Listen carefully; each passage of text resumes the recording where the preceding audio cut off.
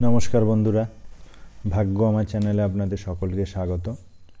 আজ আমি যে বিষয়টি নিয়ে আলোচনা করব তা হলো বৈশাখ মাসে জন্মানো ব্যক্তির চরিত্র, ব্যক্তিত্ব, তার ভাগ্য, স্বভাব প্রভৃতি সম্বন্ধে।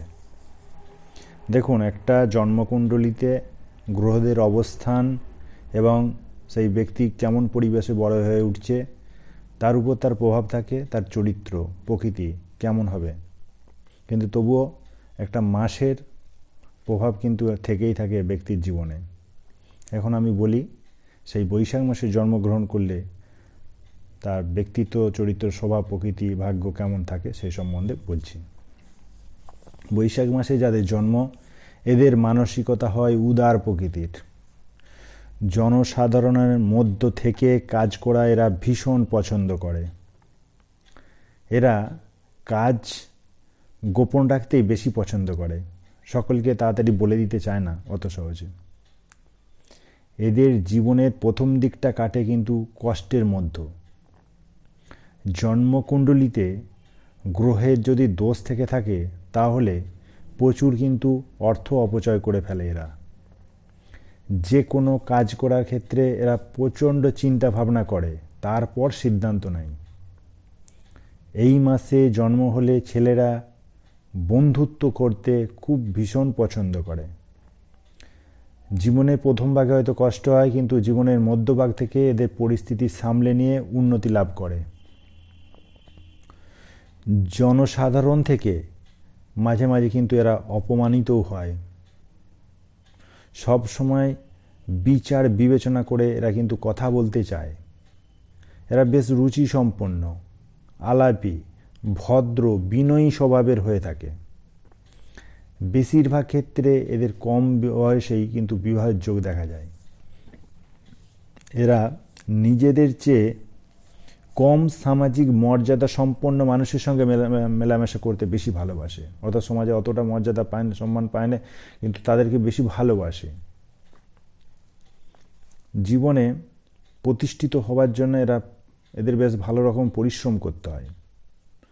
বৈশাখ মাসের বিগ্রহ যেহেতু, বৈশাখ মাসে রবি গ্রহ যেহেতু তুঙ্গ অবস্থায় থাকে মেষ রাশিতে, তাই এই মাসে জন্মগ্রহণ করলে জাতক জাতিকা এক ধরনের একরোখা স্বভাব, একটু একরোখা স্বভাবের হয়। এই ব্যক্তিদের কাছে কেউ সাহায্য চাইলে সেই ব্যক্তি কখনো খালি হাতে ফেরে না। সে কোনো না কোনোভাবে এই বৈশাখ মাসে জন্মানো ব্যক্তির কাছ থেকে সাহায্য পায়। বাইরের লোকজন এদেরকে তবে অহংকারী ও দাম্ভিক বলে মনে করে। পরিবারের লোক ও বন্ধুবান্ধবদের জন্য এরা অকাতরে অর্থ ব্যয় করে, খরচা করে ফেলে। শত্রুর সঙ্গে মোকাবিলা করার জন্য সামনাসামনি মুখোমুখি হয়ে জবাব দেয় এবং তার মোকাবিলা করে। এরা হয় কি অত্যন্ত অলস, নয় হচ্ছে প্রচুর কর্মচঞ্চল। হয় প্রচণ্ড অলস হবে, নয় বেশ ভালোই কর্ম পাগল একজন মানুষ হয়। অপরের আলোচনা এদের কাছে করলে তা সহ্য করতে পারে না, একদম পছন্দ করে না। অন্যের কারো সম্বন্ধে কেউ কিছু বলবে এদের কাছে, সেটা একদম সহ্য হবে না। এদের মাতৃস্থান খুবই শুভ। জীবনে পিতা মাতার প্রচুর প্রভাব থাকে এদের জীবনে। ইঞ্জিনিয়ারিং, ডাক্তারি, সেনাবাহিনী বা পুলিশের উচ্চপদস্থ আধিকারিক, এদের বেশ ভালো আগ্রহ থাকে এবং সেই কাজে সফলও হয়। তবে যদি এরা ব্যবসা করেন, কাগজ, কাপড়, তুলা, পাট, রেশম সংক্রান্ত জিনিসের ব্যবসায় বেশ ভালো লাভবান হয়। এদের রাগ একটু তবে কন্ট্রোল করা উচিত, একটু সংযত হওয়া উচিত, নাহলে ব্যবসা বা চাকরিতে উন্নতি করা অসম্ভব। এদের বিবাহিত জীবন খুব একটা সুখের হয় না, কারণ স্বামী স্ত্রী দুজনকে ভালোভাবে বুঝে উঠতে পারে না। যদি বুঝে তাহলে বন্ডিংটা খুব ভালো হবে। কোনো বিষয়ে একটু কিন্তু বেশি চিন্তা করেন, যে কোনো বিষয়ে একটু চিন্তা ভাবনা বেশি করে।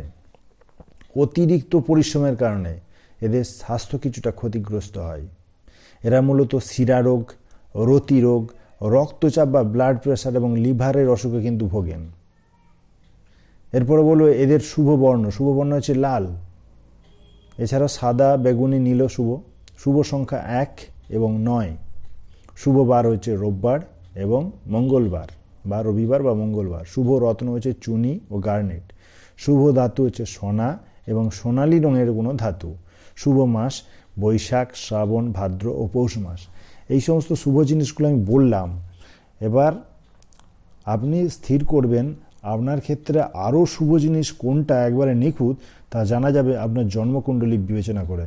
আপনি কোনো অভিজ্ঞ জ্যোতিষবিদের সঙ্গে আলোচনা করে আপনার সেই রাশি, লগ্ন, শুভ সংখ্যা, শুভ দিন এই সম্পর্কে বিস্তারিত ধারণা পেতে পারেন। আমি মূলত বললাম বৈশাখ মাসে জন্মগ্রহণ করলে এই ব্যক্তির এই রকম একটা জেনারেলাইজেশন একটা তথ্য দিলাম।